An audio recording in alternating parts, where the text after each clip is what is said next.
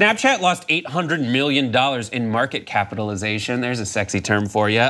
In the wake of this ad, let's take a look. Oh my God. Someone, a third party, ran an ad that must have been okayed by Snapchat per our understanding of their process. It says, would you rather slap Rihanna or punch Chris Brown? The best part of this is it says impossible choices. Well, that's, I think, the name of the...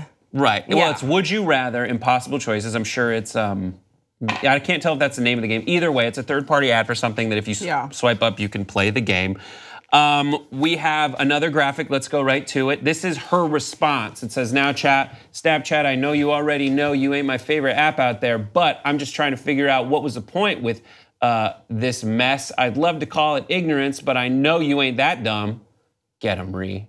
You spent money to animate something that would intentionally bring shame to domestic violence victims and made a joke of it. This isn't about my personal feelings because I don't have much of them, but all the women, children, and men that have been victims of domestic violence in the past, and especially the ones who haven't made it out yet. You let us down, shame on you. Throw the whole appology away. Apology, basically. Okay, so what do you guys think of that? No 5 words or less because it's a domestic violence story, but they lost $800 million in the wake of this. Millions gone in a snap. Ha! Nailed it. Yes, thank you. That would have been my 5 words. Right, so we always talk about this here as far as like the Kendall Jenner situation. And every time that something gets passed, these companies that have people to make sure that what goes out is facilitated in an appropriate manner, right?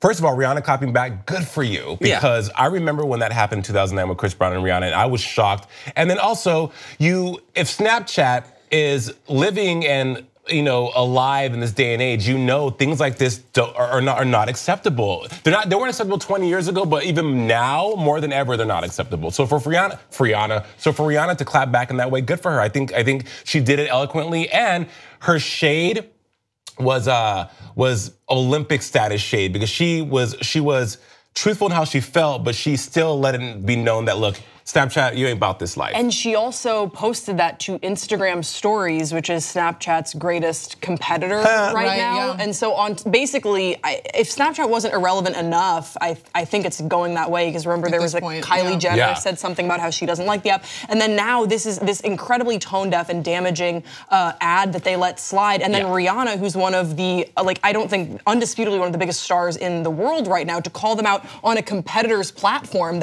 showing that this is where she wants to share her message. I don't really know how they sort of come back from this, but I hope that if they do so, they do it in a meaningful way and they make some changes. Darren, what do you think of it? I mean, I'm pretty much right on board with what you guys said. Now, my one thing is that what if it was portraying 2 people who weren't part of a domestic dispute and 2 people that maybe weren't even well liked? Like, what if it was Trump and Hillary? Would we be as mad at that? Mm-hmm. They weren't parts of a domestic dispute. That we know of. So would it be as big? I don't know. Yeah, because similarly, there was Jim Carrey did a drawing of Sarah Huckabee Sanders saying this person is terrible and vile, and the drawing itself is like really ugly. But there's other photos he's done of other men who are also ugly and terrible, but people are getting on him for this because it's a woman, ostensibly. What about their apology, which is disgusting? Snap called it disgusting. We are investigating how that happened so we can make sure it never happens again. What are your thoughts on that? That's like. So let's say, if you look at the Snap shows, they have a bunch of companies make their shows, put them on there. There's a part of the company that's in charge of okaying all the ads. There's jillions of ads, you've seen them in the stories. And they let one like this get through. And they're trying to find out how it happened. It's one ad, too much? Yeah, one ad too much. And I stand what I said earlier. It's a company as Snapchat that has employed people to make sure this doesn't happen, or I'm sure they have checks and balances to make sure that their content is on brand. The apology, it's the same thing as Kevin Spacey saying, I'm going away for 2 months to have therapy at Passages because I feel, no, it doesn't make it okay. Those apologies are obligatory. This wasn't content that they themselves made. They put an ad up. I also, before we move on, and I get it, it's terrible. Let's look at this next graphic.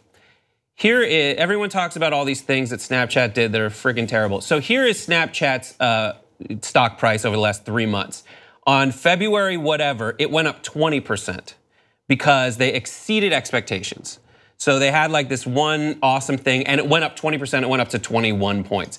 And then see right before it, and then it immediately corrected down, started going up again because of performance. Then there was the Kendall Jenner thing. So one thing, Kendall was way less serious, and she was like— I think it was Kylie. Kylie Jenner, right? Yeah. Kylie's like, does anyone open this? And it went way down. Then, and that was in the wake of their redesign. However, the redesign itself, and we don't have enough time for this, but the redesign itself is actually doing better for Snapchat in terms of performance. So all the metrics that are based on actual performance, Snapchat is exceeding in. All the things that are perceived performance, Snapchat seems to be failing in, but it's like two people's tweets.